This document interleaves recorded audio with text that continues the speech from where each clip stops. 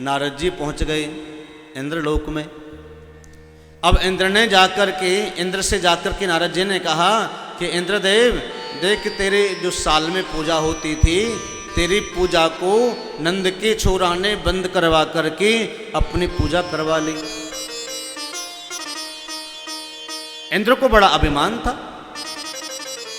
इंद्र को लगता था कि मेरे पास में तड़कते हुए भड़कते हुए बड़े मेघ हैं, बादल हैं।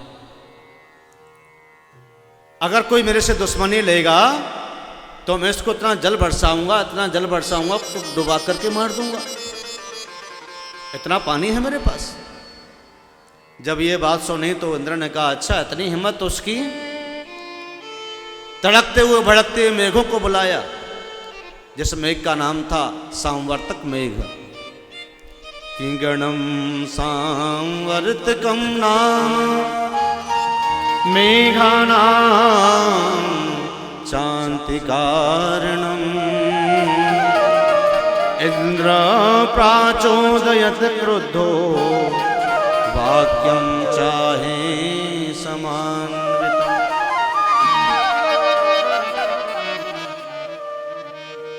इंद्र ने जब बुलाया मेघ को तो आए, कहा कि जाओ। इंद्र ने कहा कि जाओ, ये मेरा आदेश है। ये नंद के छोरा ने बहुत भारी गलती कर दी, मेरी पूजा बंद करा करके। अभी जाओ तत्काल पूरे ब्रजमंडल के ऊपर टूट पड़ो। सामर्थक मेघ ने कहा, प्रभु जैसी आपकी आज्ञा। अब मेघ अनेक प्रकार के और मेघों को लेकर के गया, तड़कते फड़कते मेघों को, और ब्रजमंडल के ऊपर जा करके डट गया। बड़े जोर से तूफान आया, आंधी आई और मूसलाधार बरसात बरसाई। ब्रजवासी घबराए, कृष्ण की शरण में आए, भैया बचा, लाला बचा। एक ब्रजवासी बोलो, लाला हमने पहले ही कही इंद्र को मत छेड़, लेकिन तू मानो ना। अब हमें कौन बचावेगो? सामर्थक मेघों ने 7 दिन 7 रात मूसलाधार बरसात बरसाई ब्रजमंडल के ऊपर। कन्हैया ने कहा, ब्रजवासियों बिल्कुल चिंता मत करो, मेरे देवता में वो हिम्मत भी है कि एक बूंद भी तुम्हारे पास आने नहीं देगा। आओ मेरे पास। 7 कोस का गिरिराज 7 वर्ष के कन्हैया ने अपनी कर्ण की उंगली पर उठा लिया। ग्वाल बाल आए, अरे भैया कन्हैया अकेलो दब जाएगा नीचे, हम भी लाठी लेकर के आवे। तो ग्वाल बाल भी लाठी लेकर के आए और गिरिराज जी के नीचे लगा दिया। कृष्ण बीच में खड़े हैं, बांसुरी बजा रहे हैं और कर्ण का उंगली पर 7 कोस का गिरिराज धारण करके बैठे हैं, खड़े हैं। धन्य है प्रभु की लीला।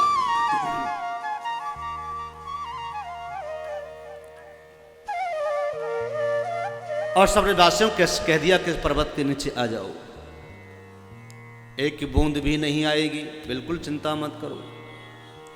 जब 7 दिन और 7 रात हो गए और मेघों का सारा पानी खत्म हो गया, सामर्थक मेघ इंद्र के पास गया,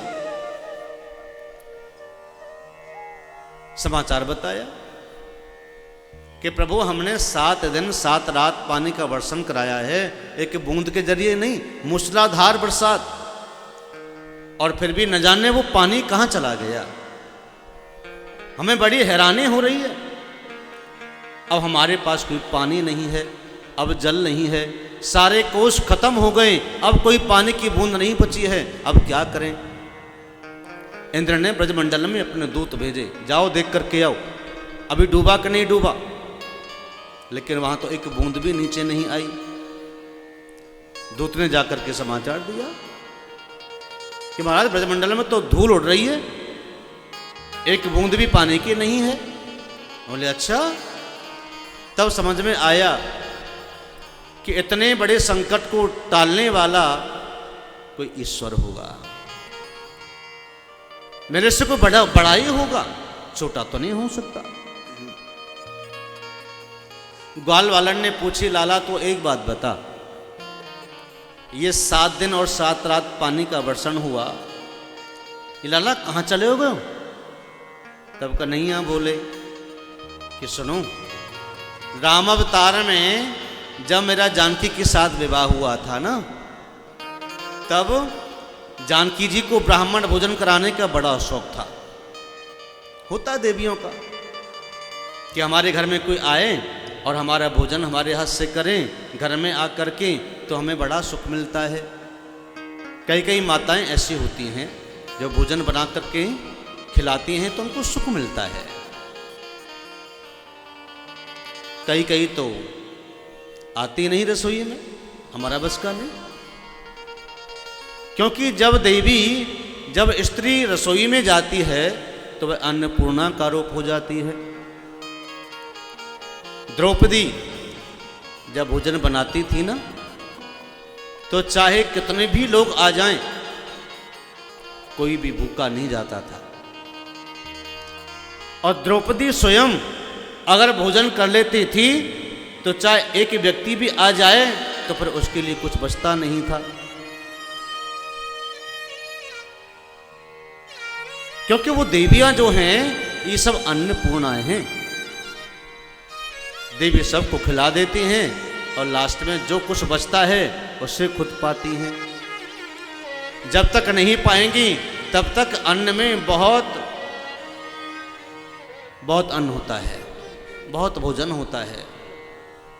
2-4 लोग आ जाएं तो वह भी भोजन कर जाते हैं और अपने आप को भी बच जाता है। जब स्त्री मंदिर में जाकर के पूजा करती है तो उस समय उसका रूप लक्ष्मी का होता है।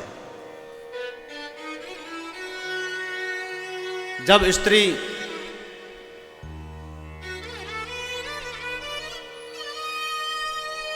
लड़ाई करती है, झगड़ा करती है, तब काली का रूप आ जाता है। ये भगवती दुर्गा की ये कुछ चिन्ह हैं। अलग अलग रूप हैं देवियों के, जो समय समय के अनुसार बदलते हैं, परिवर्तन होता है। कभी महाकाली का रूप धारण करती हैं तो कभी लक्ष्मी का रूप धारण करती हैं। तो जब बच्चों को पढ़ाती हैं तो सरस्वती का रूप धारण कर लेती हैं।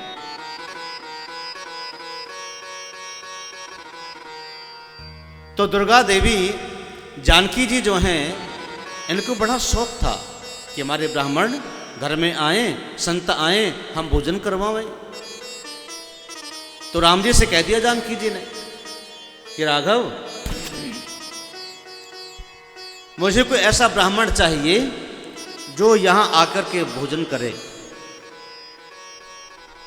वह भी जब तक मैं न कहूं तब तक खाता ही रहे, जब तक मेरी इच्छा पूरी ना हो, तब तक मेरा मन न भरे, तब तक वो भोजन करता रहे। ऐसा ब्राह्मण होना चाहिए, हट्टा कट्टा अच्छा खाने पीने वाला। राघव ने कहा, देवी क्यों चिंता करते हो, ऐसे ही ब्राह्मण मिल जाएगा। राघव ने ब्राह्मण को निमंत्रण दे दिया। ब्राह्मण आ गए। जब ब्राह्मण आए तो सीता जी ने उनको रूप को देख करके कहा कि महाराज, ये कैसे ब्राह्मण है? हड्डी हड्डी दिख रही है, ये तो एक पूरी खा करके इनका पेट भर जाएगा। और ऋषि का नाम था अगस्त्य मुनि, अगस्त्य ऋषि। राघव ने कहा, जानकी क्यों चिंता करती हो, भोजन बनाना तो शुरू करो। जब तक आपका मन नहीं भरेगा तब तक ये ब्राह्मण भोजन करेंगे, बिल्कुल कतई चिंता मत करो। जानकी जी एक बड़े थाल में, छोटी छोटी कटोरियों में अनेक प्रकार की सब्जी लेकर के आई। पापड़ लाई, पकौड़ी लाई और मंगौड़ी लाई, दाल की, अनेक अनेक प्रकार के व्यंजन लेकर के आई और एक पटड़ा रख दिया सामने, थाल सजा दिया। अब अगस्त्य मुनि इस थाल को देख करके हंसने लगे। सीता जी बोली, क्या बात है महाराज, कोई गलती बन गई भोजन बनाने में? कुछ जचा नहीं आपको? अच्छा तो है ना सब कुछ?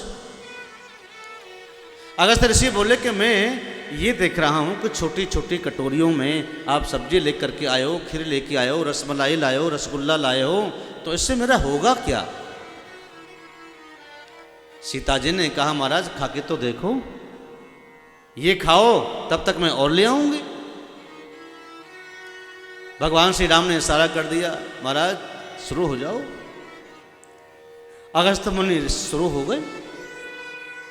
जानकी जी बना बना करके लाती रही, अगस्त्य मुनि खाते रहे। जब तक आए तब तक थाली साफ। 1 घंटा हो गया, 2 घंटा हो गया, 3 घंटे हो गए, 4 घंटे हो गए, खाते खाते जानकी जी ने कहा ये महाराज पेट है कि कोट है? लगते तो पतले दुबले से हैं, इनकी खुराक तो बड़ी लंबी तगड़ी। राघव की तरफ देखा, राघव ने कहा आप खिलाते रहो, जब तक मना न करें तब तक आप लाते रहिए। ब्राह्मण भोजन अगर करने में चूक जाएगा, अगर कमी रह जाएगी तो ब्राह्मण श्राप दे देगा। इसलिए लेते आओ, खिलाते रहो, जो जो मांगे देते रहो, ब्राह्मण भूखा न चला जाए घर में से। अब 3 दिन हो गए, 4 दिन हो गए, जानकी जी भोजन बना बना कर थक गई, परेशान हो गई। राघव के पास आई, प्रभु मुझे कोई चाहिए हेल्प करने के लिए। बोले हाँ हेल्प करने के लिए बुला देते हैं, कोई बात नहीं है, लेकिन ब्राह्मण भोजन नहीं करके पूरा जाए, बस वो भूखा ना उठ जाए। क्योंकि ब्राह्मण नहाए तो बादर छाए, ब्राह्मण नहा लें तो बस भूख टूट पड़ती है। आपके यहाँ ब्राह्मण आए तो भोजन अच्छे से करवाओ। राघव ने कहा गणेश जी को कि भाई आ जाओ, थोड़ी से हेल्प चाहिए आपसे। तो गणेश जी रिद्धि सिद्धि को साथ में ले आए, अपने पौने पलटा भी साथ में ले आए, कढ़ाई भी साथ ले आए कि चलो अच्छे से ब्राह्मण से पाला पड़ गया है तो हम जितवाएंगे, हम पेट भरेंगे। गणेश जी ने अपनी भट्टी लगाई, कढ़ाई रखी, पूड़ी उतारी और पौना छबड़ियों से भर भर के देते रहे और वो उड़ेलती रही जानकी जी। जैसे छबड़ा लेकर के आए, उड़ेल जाएं और वापस जाएं, तुरंत गायब हो जाता था। जानकी जी राघव के पास से आई कि प्रभु आप एक बात बताओ, ये ब्राह्मण भोजन कर भी रहा है या किसी को ट्रांसफर कर रहा है? बोले कि आपके सामने ही तो है, ब्राह्मण के पास ना कोई थैला है, ना कोई बैग है, ना कोई टोकरा है, ना कोई खड़ा है, आप जो ला रहे हो वो खा रहे हैं आपके सामने। बोले अच्छा। घर में सामग्री खत्म हो गई, अब बैठ के अगस्त्य ऋषि, जानकी जी आई, महाराज आपको 3 महीने हो गए भोजन करते करते, एक तक भोजन कर रहे हैं आप, तो कुछ पानी भी तो पीना चाहिए। अगस्त्य ऋषि बोले देवी पानी तो मैं तभी पीऊंगा ना तो मेरा पेट भर जाएगा, मेरा पेट तो भरा नहीं है तो पानी कैसे पीऊं? मेरा पेट भर दो, मैं पानी पी लूंगा। राम जी मंद मंद सिंहासन पर बैठे वैसे मुस्कुरा रहे हैं कि देखो आज जानकी को पता लग गया कि हाँ ब्राह्मण कितना खाते हैं। देख करके तो आश्चर्य करने लगी, ये क्या खाएंगे? जानकी जी कहने लगी प्रभु अब मैं तो थक गई हूं, अब मेरे बस का नहीं है, निरंतर भोजन करा रही हूं ब्राह्मण को, लेकिन इसका पेट नहीं भर रहा है, अब मैं भर भी नहीं सकती हूं। राघव ने कहा कि नहीं ऐसा मत करो, ब्राह्मण भूखा चला जाएगा तो बस वो सिर बन जाएगा।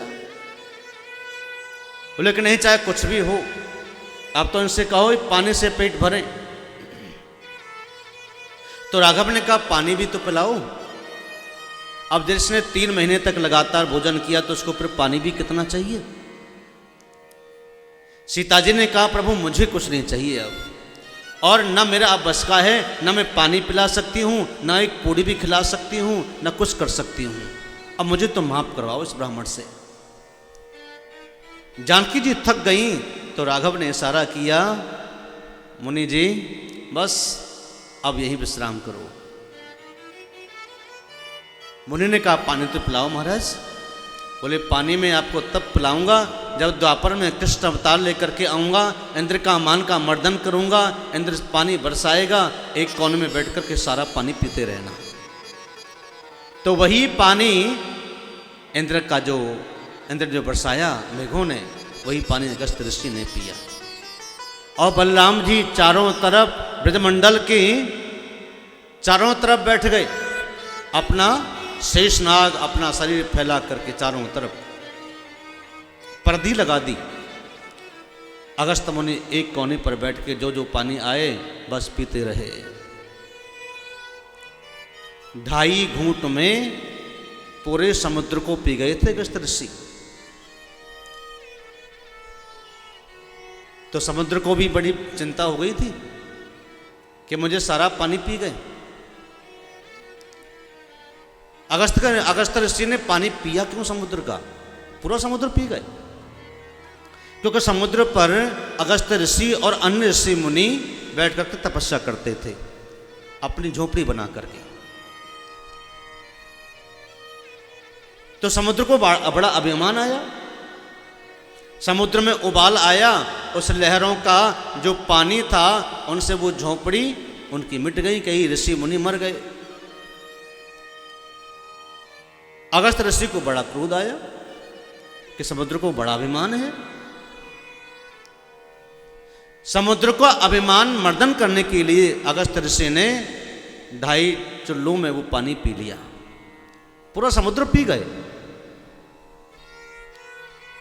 जब समुद्र सारा पी गए तो समुद्र गया भगवान नारायण के पास कि प्रभु मेरे अंदर जो जीव जंतु हैं, जल जंतु रह रहे हैं, इनको बचाओ प्रभु, अगस्त्य ऋषि को समझाओ प्रभु। अगस्त्य ऋषि के पास में भगवान समुद्र आए और नारायण आए और कहा कि कोई बात नहीं, इनको क्षमा कर दीजिए, अब इनसे अपराध बन गया है, अब जो हो गया सो हो गया, अब क्या करें। ऋषि ने कहा कि किसी भी संत को छोटा नहीं समझना चाहिए, इन्होंने ऐसा किया क्यों? जो संत ऋषि समुद्र के तट पर बैठकर तपस्या कर रहे थे, इन्होंने उनको घर उजाड़ दिया और बेचारे जीवन से हाथ धोकर बैठे, ये तो अच्छा नहीं किया। समुद्र ने क्षमा याचना की और कहा कि अब ऐसा अपराध नहीं होगा, अब मुझे क्षमा कर दीजिए, अब मेरा जल मुझे वापस लौटा दीजिए। समुद्र के कहने पर अगस्त्य ऋषि ने कहा कि देखो तुम्हें जल तो मैं तुम्हें वापस करूंगा, लेकिन अपने शरीर के रोमों से मैं अपना वो जल निकालूंगा। जैसे रोमों से आपको पसीना आता है, उन रोमों के छिद्रों के द्वारा वो जल तुम्हें वापस करूंगा। अब तक तुम बड़े मीठे थे, आपका जल बड़ा मीठा था, मृदु था, लेकिन मेरे रोमों से निकलेगा जो जल वो खारा हो जाएगा और उसी से ही नमक बनेगा, खारे जल से। तो समुद्र को वो जल वापस किया अपने रोमों के द्वारा, तभी से समुद्र का जल खारा हुआ, ये तो पहले मीठा था वो। और समुद्र के वो जो झाग बने वो बन जाता था, जम जाता था, उसी से नमक की डालियां बनती थी। प्रेम से कहो श्री राधे। तो भगवान श्री कृष्ण ने इंद्र का मान का मर्दन इसलिए किया कि इसको बड़ा अभिमान है, मेरे भोले भाले जो ब्रजवासी हैं इनको कुछ समझता नहीं है। भगवान कृष्ण ने ये जना दिया कि तेरे से ऊपर भी कोई सत्ता है, कोई और बैठा है, उसका भी ध्यान रख, अपने आप को ही बड़ा मत समझ। जो अपने आप को बड़ा समझते हैं उनको भी सोचना चाहिए कि हमारे ऊपर भी कोई बैठे हैं, उनके ऊपर भी कोई बैठा है, फिर उनके ऊपर भी कोई बैठा है, फिर उनके ऊपर भी कोई बैठा है। इसलिए ध्यान रहे। इंद्र आया, इंद्र के पास में सफेद हाथी था, हाथी को लेकर के आए, हाथी पर चढ़ कर के आए, लेकिन ब्रजमंडल की सीमा पर ही बैठ गए और उतर कर के हाथी से पैदल पैदल आए प्रभु का चिंतन करते हुए। और इंद्र ने आकर के भगवान की 10 श्लोकों में स्तुति की कि विशुद्ध सत्वं तब धाम शांतम तपोमय ध्वस्त रजस्कमस्कम मायामयोऽयं गुण संप्रवाहो ना विद्यते ते ग्रहणानुबंध। इंद्र ने कहा, हे प्रभु, आप तो विशुद्ध सत्व के, आप तो सतोगुणी हैं, आप सभी का पालन करने वाले हैं, आप सबकी रक्षा करने वाले हैं, आप सत्वगुण से परिपूर्ण हैं और तमोगुण और रजोगुण आपको कभी स्पर्श नहीं कर सकता। मैं तमोगुणी हूँ, मैं रजोगुणी हूँ, मेरे से अपराध बना है, आप मुझे क्षमा कर दीजिए। मैं आपकी लीला को समझ नहीं पाया। आप मेरे पिता तुल्य हैं। बेटा चाहे अपराध कर दे कितने भी, लेकिन पिता से क्षमा मांग ले तो पिता उससे क्षमा करता है। तो श्री प्रभु, मैं आपका बालक हूं, आप मुझे क्षमा कर दीजिए। कि पिता गुरुस्त्वं जगधामधीशो दुरत्यः काल उपांत दंड हिताय स्वेच्छा तनुभि समी हसे मानम विध्वं जगदीश मानिनाम। प्रभु, आप मेरे पिता हैं, आप जगत के पिता हैं, केवल चराचर जगत के पिता आप ही तो हैं। मुझे क्षमा कर दीजिए, गलती बनी है मेरे से प्रभु, मानता हूं। भगवान ने जल्दी क्षमा कर दिया इंद्र को। सब्सक्राइब करें रामकृष्ण शास्त्री जी के YouTube चैनल को और हमारे वीडियोस को सबसे पहले देखने के लिए बेल आइकन को दबाना न भूलें।